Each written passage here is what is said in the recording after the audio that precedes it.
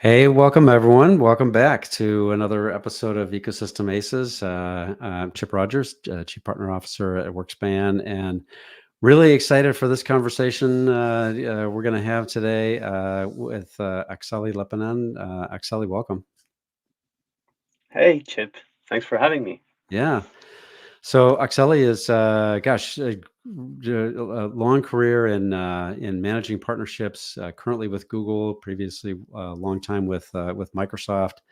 And just such an interesting background. Currently, I know, Akseli, you're leading the partnership with one of the largest GSIs in the world. We'll keep it at that. And then, just you've had a lot of experience both with working with GSIs, but also with ISVs and bringing products together to bring things to market. Tell me a little bit about what you're working on today, Akseli. Let's start there.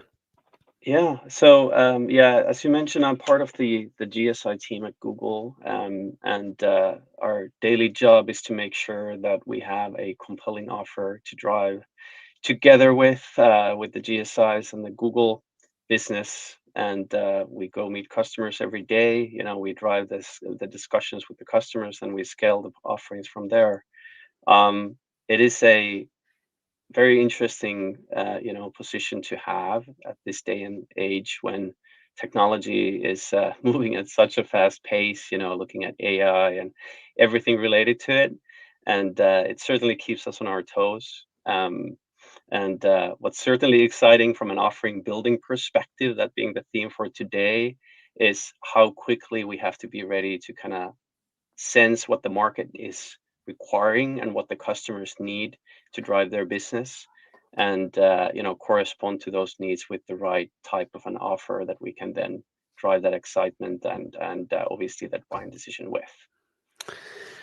Yeah, so let's talk a little bit about let's start there with uh, different technology companies coming together to bring solutions to market. And you did that for a long time at Microsoft, actually as a part of the engineering team. Tell us a little bit about that and the fact that it's really interesting that as a partner leader that you were actually embedded in the engineering team and the product team, right? Talk a little bit about what that experience was like. Certainly one of the most unique experiences in my career, and I'm so glad I had the opportunity to kind of be part of the team. So essentially, for 3 years, our team's job was basically to build industry relevant solutions with partners. And when we say partners, we really mean the whole gamut of all kinds of service and ISV related companies who have a compelling value to offer to their clients, and they wanted to kind of work with the very deep technical knowledge base that the engineering team kind of offered. So essentially, every day, all day, we would kind of get these requests from different types of partners, from telcos to ISVs to GSIs, with an idea to kind of drive with the wider Microsoft team. And we would kind of go through obviously initial kind of qualification, make sure that there's relevance to what we are looking to drive, but then we really wanted to kind of quickly help the partner kind of build the right messaging, the right motion, find those first customers, and kind of go. A lot of the time we were working with multiple partners, right? So it's not just kind of the hyperscaler behemoth working with another entity, but oftentimes we would bring different partners together to then identify the right value, the right scale mechanisms to then go identify the lighthouse customers, and with that, scale to the market. Uh, and so I imagine, like, I'm just to take us through a little bit of that process. You're as you're describing that. So from the early, where did ideas come from? How do you? What was maybe you could talk a little bit about sort of the prioritization process, like first origination of Mhm. the idea, prioritization. Okay, now we're going to go build stuff, bring it to market. There's a whole flow there. Absolutely. And it's a great question, and we spend a great deal of time making sure that we obviously help any lucrative partner who's looking to kind of looking for support from the team, but then also kind of helping clarify the value proposition to make sure that we're truly differentiated. So I'd say, like, in overall, whenever we're looking at building something together with another partner in Hmm. any company, we're kind of looking for three things, right? Like, we're looking for the customer relevance, we're looking for the customer value, and then we're looking like the opportunity to really scale. If you don't have these three things, it's kind of may be challenging to kind of find that right niche to kind of go after a repeat sale. And if we talk about solutions, that's really something that's not just bespoke custom work that you do for one client. If you're talking about a solution, it's something that you, at least a portion of it, is repeatable and reusable, so that you drive the cost of engagement down, but then also you kind of drive something that perhaps helps the customers drive bigger scale out business as well. So you asked about the process. Um, we kind of really looked into a couple different things when we were thinking about this, and these are the learnings I use to this day as well. So obviously, as we have these overall goals and metrics have been defined, like, what does success look like for each party? What does it require to make sure that not only the customer is successful with the offering, but also the partners, all the entities involved, are kind of getting value out of this motion. After that, we would kind of immediately go look for that, what we call customer truth. Building a new solution especially is like a startup environment, right? Where, like, you have to have a little bit of a pitch ready, but then what you really need is a customer reference. You really have to identify that lighthouse customer who feels that your offering is compelling enough to kind of deploy, and you want to make sure that at that point, you have that tiger team ready to deliver the solution, and of course the aftermarket services, maintenance, all that needs to be there as well. So really, a lot of the time, the new solution building is about kind of identifying the first one or two lighthouse customers who are truly bought into the value proposition and actually gain that value. And with that, it's much easier to sort of, again, using the startup analogy, to kind of get funding, if you will, like kind of seek additional investment from these Hmm. various entities to Hmm. then really build a full-fledged offering with all those value proposition elements. You might need demos, you might need, marketing material, like, so you kind of need to have that initial um, you know um, uh, tinder that you can ignite with that first reference customer. After that, you really want to kind of go deep on the, what we would call, the product truth.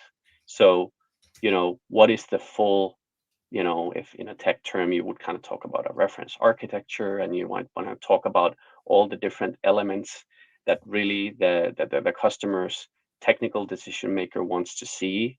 Um, Also covering things like security and privacy, regulatory environments. You want to make sure that you're truly, able to kind of offer that scale approach, not just to this one customer, but also kind of beyond, and repeatedly, consistently do good work.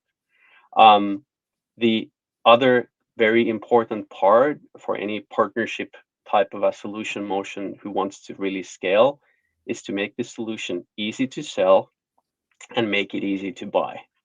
And that's easier said than done, right? Making something easy to sell is not easy in itself, but you want to make sure that it is simple enough so that senior people, both at these partnering companies as well as at the customer, really quickly understand the value, and that your people can communicate it. The procurement and the buying process is also very important. So if we have a super great product, but we don't really we haven't thought about, like, what's the channel, like, who's actually going to click next to buy, and how does this work? Then we are again kind of blocking our way to faster scale. So I said, customer truth, product truth, super important. There are other considerations we can maybe talk later about how to use the partnerships as, like, defining differentiating assets as you kind of go and seek for that product truth. But that's essentially the process that we've used consistently with good results. So I like those the three criteria you talk about. So customer relevance, value to the customer, and then the opportunity to scale. Uh, how do you sort of tease those things out? Like, how do you is that something that you sort of formally say, okay, here are each one of these three things for every potential solution that you're going to build, and kind of have those dimensions mapped out, or is it more sort of a little bit ad hoc? Good question. As any great question, the answer is it depends. I'd say that especially when you're not doing all of this work in-house and you have these ideas coming from an entity that's not within your own organization, and you really kind of want to find that partnership motion. Mm, Typically, everyone will bring something good to the table. It's important to kind of make sure that we kind of are open to kind of hearing the ideas that may be unconventional to our own organization, and we're kind of ready to listen to make sure that those three mm, items kind of mhm, find answers. We also should be pretty open and transparent about calling each other out if we're not yet there. mhm. um, that's why the first two customers, one or two customers, are so important, because if we're not calling ourselves out, the The customer customer certainly will. will. The customer certainly will, and Yeah. that will give us the learning. So, what maybe conversely, like the incorrect way to think about solution building with partners, to my experience, is the Noah's Ark approach. Mm, And what I mean by that is like build it and they will come. So we'll put a lot of investment. We'll build all these beautiful decks, these pitch decks. We'll spend days in joint whatever mapping workshops, and then we go to that first customer who will completely derail the dialogue by not understanding the value, not finding the relevance, and or there's not like a repeatable motion that we can actually drive. It ends up being such a custom bespoke motion that we haven't tested, that we're not going to be able to find the cost efficiencies to scale. yeah. So the customer is king in any discussion, but we do need that idea. The customers will not have those ideas. That is why we need these compelling solutions, and that's why we need to be open in the early stages of these solution partnerships to really think about the unique differentiated approach to the market Mhm, that we could mhm. offer. Yeah. Where did the ideas come from? Um, I'd say there are a few different perspectives. Like one is Mhm. unconventional partnerships. Something Hmm. that's really popular and valuable is large services partnerships, the GSIs, regional SIs, partnering with ISVs. Um, and it's typically these ISVs who have a beautiful, well defined IP, or like intellectual property covered inkling of an idea, that in the right hands can really find multiple more buyers. And I think Google has several programs where we're kind of partnering intentionally with these idea rich ISVs, and then those services organizations who can kind of drive more value at scale. Mhm. Because typically what ISVs lack is that, the channel, or maybe more importantly, the relationships at these top accounts, top customers, that the larger services partners certainly have. So I think that typically the idea, especially in the tech industry, the idea, like here's the unique value, comes from the unique IP that these companies have.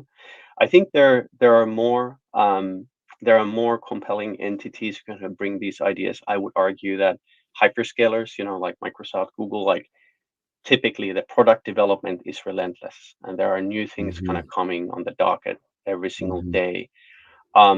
If we do a good job in maintaining the relevance and maintaining our partners, up to date, keeping them up to date on what's going on, typically those conversations also spur up good ideas. Mhm. Finally, if we have great relationships with our customers, sometimes, a customer from another industry or from another business will actually introduce us to a topic that we haven't considered before, um, and we could offer that in another place. And good examples of this are like, for example, the edge types of platforms, right? So they're essentially, you're offering like a computing platform that can kind of handle a lot of complex analysis on the ground without having anything to move to the cloud. Um, that feels like, an offering that maybe may have relevance mainly in the places where you have like a huge factory, or you have like these places that are generating huge amounts of data on the side. However, there's amazing relevance of the same kind of edge solution in retail, for example, where you have hundreds of thousands of endpoints scattered across the globe, and you need to have those quick analytics and quick insights generated on the ground, not only for cost efficiency but also to improve the local operations. Hmm. So, like, interesting ideas will kind of come abound. We just need to stay current and have this constant dialogue with our partners to understand what's moving the needle for them right now. Because what moved the needle last quarter is likely not the thing that's generating customer interest and buying behavior this quarter. Yeah. Yeah.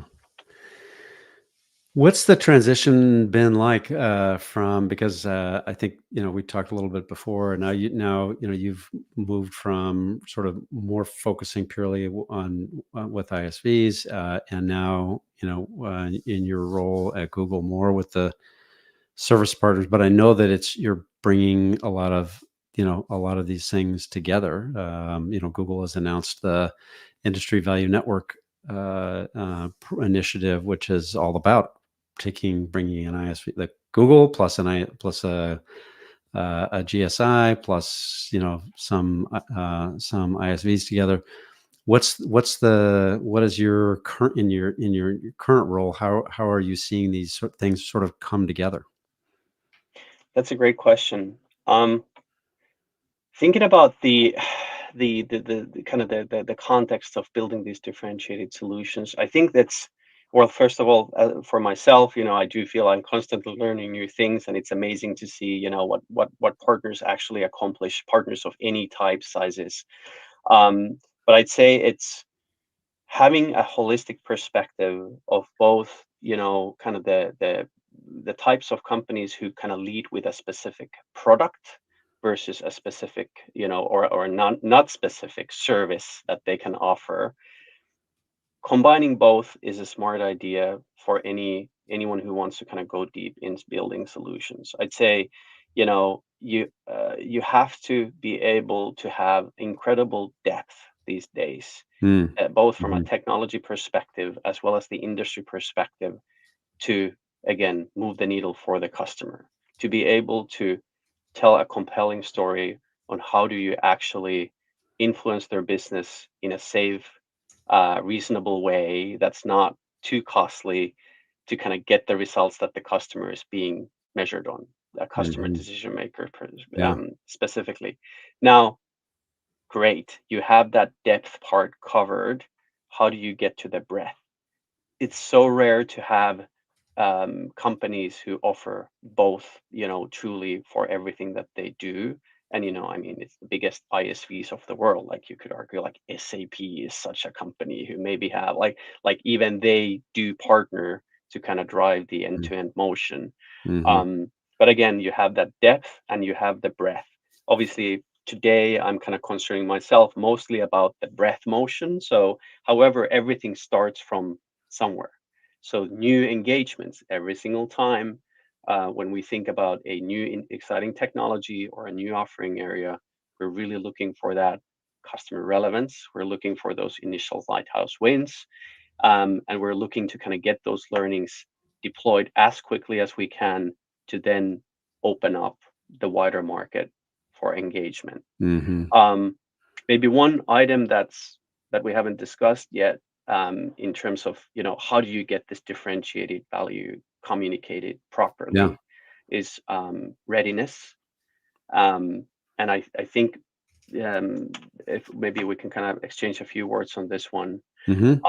I think of readiness in like three different types of buckets. Like one is like pure readiness, which is like teaching people like this is what the product actually does. The second bucket would be like enablement, which is more like um, ensuring that the sales teams and the field teams are equipped with just the right amount of information to be, dangerous in front of the customer, to make sure that you get that excitement, you get that initial qualification step done, and then you Hmm. can kind of call in the experts to kind of drive the deeper conversation. And then the last one is like awareness. And you could think about, there are many ways, marketing communications and, general, spanning from a single email newsletter to like massive marketing campaigns. But I think all of these three things are relevant once you have a solid understanding of what is the differentiated motion that you're going to going with, who are you partnering with, and what are we each bringing to the table. Hmm. Without these elements, it is very difficult to get to scale. And the most important two things from my perspective is to make sure that you have a core technical team in each of these partner entities equipped with the right skills to actually talk about this with the customers and deploy the solutions that you're selling. Hmm. And then secondly, make sure that the sales field leadership in any organization who's partnering approves the seller spending time to learn the enablement part. Make sure that they actually have a little bit of time carved out to honestly learn about the product and what it can do so that they can get excited, they can get behind of the product truth we discussed and go to their customers. If you have all of these covered, typically you will see a pretty well honed, well differentiated motion that has legs that will not stop if one customer blocks entry, or if a certain market gets closed because of the market conditions or economy or anything. So Hmm. kind of build that resilience into the motion. Enablement is so, like understanding what the value proposition is, what's the better together story, right? What is it that this whole solution is going to deliver for customers, and then getting the word out. I like that. Your three parts of, what does it do? Okay, what's the value, and then sort of more mass market communication. Really great learnings. Uh, Question for you, Akseli. One of the things that I think GSIs always bring, and maybe you're seeing this in sort of the shift in your roles. One of the things that GSIs always tend to bring is, and you talked about the depth versus breadth, right? Depth being both technical but also the Mhm. industry knowledge. I think GSIs are sort of known for having that really deep industry knowledge and being able to sort of go toe to toe with customers around use cases and value within industries and regulatory issues and things like that. How much has that been a factor in all of these, like putting solutions together, where you're sort of bringing the GSI with these specific ISV solutions to bring a solution to market?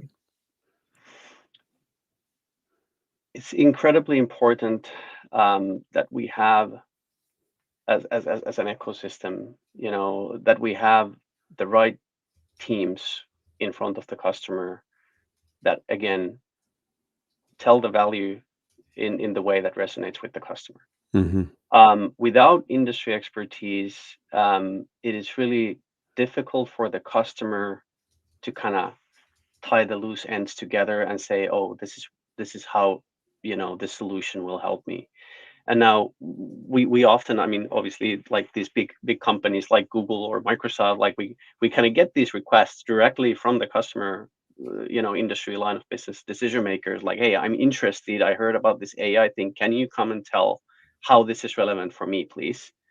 Um, it is incredibly valuable to partner with entities who understand the industry. And Mm-hmm. yes, we've had amazing successes with multiple different GSIs. on, for example, converting the generative AI platform pitch into very tangible use cases in specific industries, like regulatory reporting in financial services, or operational excellence in manufacturing, or perhaps store operations in retail, right? Like that, having that conversation does require years of expertise. While some customers might be fine with your first discussion, if let's say Google goes and meets the retailer, of course, customers are completely fine hearing about the first, the first 15 minutes of the conversation, and just learning about the solution. But after a few double clicks on, okay, let's look at inventory management specifically, Hmm. absolutely, you will want to engage with an entity who's done this and maybe only this, Mm. for their entire existing of the company. Yeah. So there are so many amazing supply chain companies, for example, who can kind of probably talk about supply chain management for a week, whereas a generalist seller at a hyperscaler like Google may not be that well versed unless they have that past Hmm. experience. So Hmm. absolutely. Interesting. Interesting. And I think today, these days, when we're all working with partners, I think anybody that's in partnerships, that you're. I mean, what you just described is the ultimate like co-selling, right? It's like Google has very specific, knowledge, around technologies and application things like that. But to have a partner that brings that industry depth and can really speak, to go for the full week and talk about, not run out of topics, is really great to be able to bring those expertise together to really communicate the value to the customer. Yeah, and I mean, you mentioned the word co-sell, which is an interesting term in a sense, right? Like, I think kind of going back to creating these solutions together, it's critical to define the channel. Like, okay, who's Mm, actually going to take this? We spoke about readiness and enable. Okay, who are we readying? Who are we enabling? Like, who are the hands and feet, as I like to call it? Like, who are actually kind of do this work, assuming that we want to go and do this many, many, many times. It's a repeatable offer. Co-sell is a beautiful term because it kind of, to me at least, means that we have, a side-by-side motion. And I think one of the potential failure points of an assumed partnership is that, hey, we've kind of built this thing together, and then you guys go ahead and you kind of go and sell, and mm, you handle the rest. So, like, the most successful motions absolutely are side by side motions where both teams are equally enabled and compelled to go to the market. Something I really liked seeing in the past few years. I mean, it's been going on for many years now, but is the different types of hyperscaler marketplaces. What I mhm, do really like is that we spoke about, a solution having to be easy to buy and easy to sell. I think this goes to the easy to buy part of it. What I really like about these different types of, cloud marketplaces is that it gives us an opportunity to kind of be pretty defined on what types of solutions do we want to be seen by customers in this vast landscape of options. What should a successful solution look like, and then making sure that the buying experience is positive and easy. That does take out some of the complexities in this causal motion, because then you do not necessarily have to think about, the platform piece of it in a technical deployment. But I'd say the coastal is also about the executive awareness. So, as we mm, have this solution motion going forward together, at some point it's very important to make sure that the senior leaders on both sides, assuming that we're driving a strategic partnership, the senior leadership is bought in and sponsoring, investing the time and effort to kind of driving this together, and truly together, and defining that sales channel motion that really becomes the word co-sell is critical at that point, so that mhm, there are no assumptions and there are no misset expectations on who's supposed to do what, to drive this amazing solution to the mm. clients. Yeah. Gosh, Akseli, I'm looking at the clock, and we're kind of hitting the time, but we could keep talking forever here. This has really been fascinating, and I appreciate you sharing so many of your thoughts. Maybe I'll ask you one more question. For any of the partner leaders that are listening today, if you have any advice, anything that you've picked up along the way. You've shared a lot already today, but anything that kind of sticks in your mind that has really helped you as you're working with partners. Awesome. Let me stick to the theme of solution building. I'd say Yeah. it's so important as a partner leader to kind of stay curious, Mm, stay up to date and curious on what the market is doing, what's happening, what are the customers asking, not only on what are the issues, but like what are the new ideas. To your point, Chip, earlier, you asked like who's going to bring the ideas. The ideas will not come if we only focus on executing. Like we mhm, gotta reserve some time and space to have that ideation discussion and make sure that we kind of constantly think about the new entryways to new interesting areas. These jobs, often we have to work hard to maintain these jobs as interesting gigs, right? Like I think creating new solutions is the exciting, interesting part quite often. mhm, mhm. And so we have to stay current to that. So I'd say that's important. And the second side, the other side of it is don't say yes to everything. Like there will be ideas, some of them are bad ideas. Like let's make sure that we have a joint understanding of things that we are going after as partners, and then things that we're kind of basically putting to the side because like there's no relevance or there's no value in us doing this over other things that we're already doing. So that's what I would go with. That's awesome. That's fantastic. Great advice. Akseli, thank you. Thank you again for sharing your time and thoughts and experiences. This has been fantastic. I really appreciate you taking time with us today. Thanks for the opportunity, Chip. Glad to be here. Yeah. So with that, I think we'll sign off, and thank you all for joining another episode of Ecosystem Aces. And we will see you next time. Thanks, everybody.